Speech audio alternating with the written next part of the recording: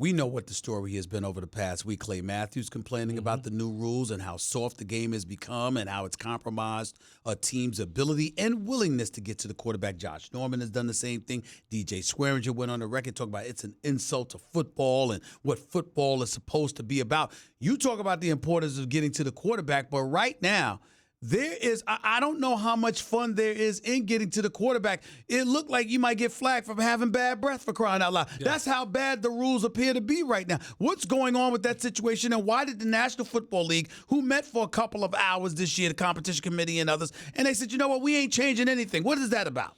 It's about they want to protect their moneymakers.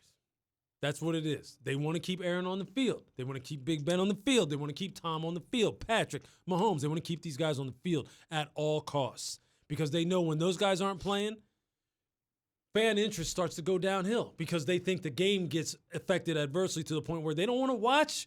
Look, they don't want to watch backup quarterbacks play. They just don't. And the league knows this, so they're going to do everything they can to protect their investment and protect the guys who really drive viewership in the NFL. That's really, in a nutshell, that's what it is. I will say this, though.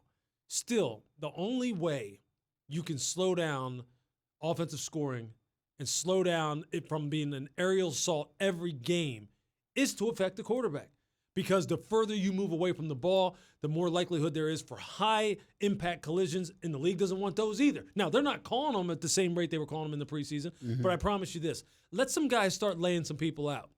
They'll start dipping in the players' pockets and suspending them and taking them off the field. But look at some of the hits. I mean, they shoved Big Ben Roethlisberger. They shoved somebody. And, I mean, you're getting caught for the most ticky-tack fouls imaginable. But you know what? You have to continue to try and affect the level of comfort of quarterbacks. Otherwise, you might as well not even go out there.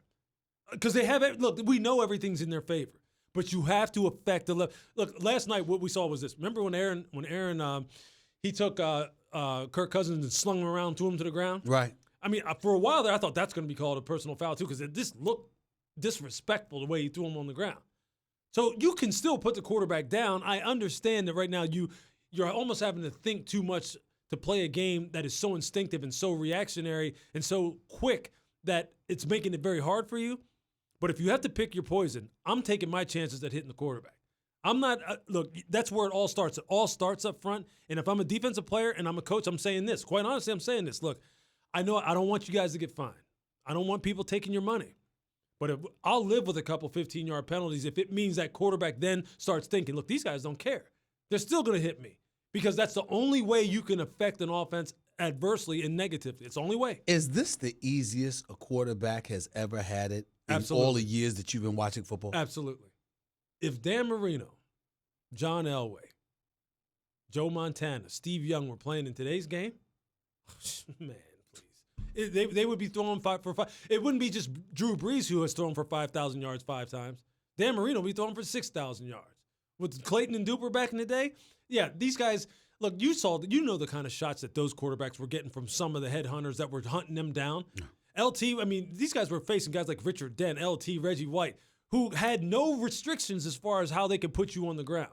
Now, literally, Al Riveron, the head of, I guess officiating or VP of officiating, is literally sitting there telling guys, before you tackle the quarterback, think about how you put your shoulder on him and think about twisting like some kind of boa constrictor to make sure that he rolls over on you. But like that's incredible. But like Clay Matthews said, I saw Clay Matthews make a hit. He didn't go too low to the knees. He didn't go too high to the head. He had his shoulders right in the midsection near his chest and drove him to the ground. And even that was a foul. Hey, I'm like, my God. You're right. They're expecting these guys to be gymnasts in midair and literally contort their body to the point where they don't fall. That is, quite honestly, it's ridiculous on the level when you just look at it, on its merit. But it's bigger than that. It's deeper than that. They're protecting the investment. I got to admit to you, if I'm a defensive player, Louis Riddick, if I'm a defensive player in the NFL, I do everything that I can to try and organize my own protest against the league office. I might march up to Park Avenue. I might try to gather as many defensive players as I possibly can and literally march to Park Avenue offices so everyone could see us going there because the cameras will follow them. And they go like this, I thought y'all loved football. This is absolutely ridiculous. Well, I'll tell you what. The league has demonstrated time and time again that they listen to the fans. They listen to the players. If people raise enough heck about this, they will start to listen, and I guarantee you they'll alter it. Just like what happened with the targeting rule. Look, I was on Twitter. We were on the airwaves every day talking about this is dumb. This is ridiculous. Players can't play like this.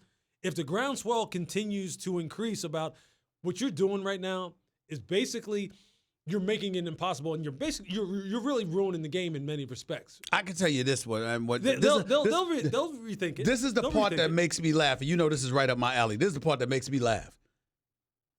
If you stink as a quarterback in today's NFL, I mean, you have no business playing football anymore. You should just retire.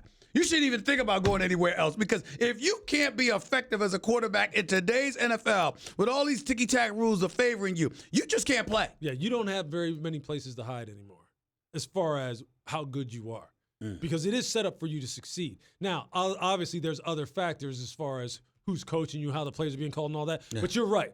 You're right. Quarterbacks shouldn't be scared in the pocket. Receivers shouldn't be scared running over the middle. No one gets rerouted at the line of scrimmage. It's 7-on-7 every play. It's a good time to be an offensive player, and the money is huge. So if you're an offensive player, you're set.